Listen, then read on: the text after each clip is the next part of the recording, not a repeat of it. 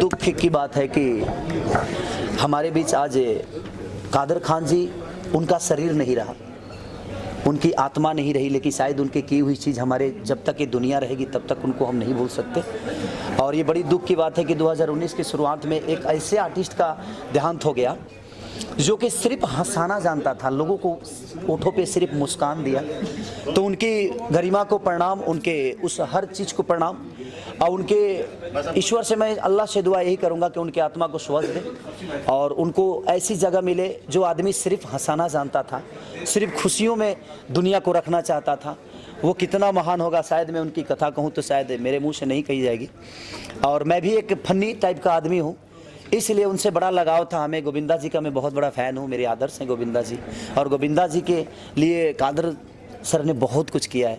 तो उसके लिए और ईश्वर से प्रार्थना है कि उनकी आत्मा को शांति दे, स्वर्ग में जगह मिले, क्योंकि उन्होंने सिर्फ दुनिया को हंसाया है।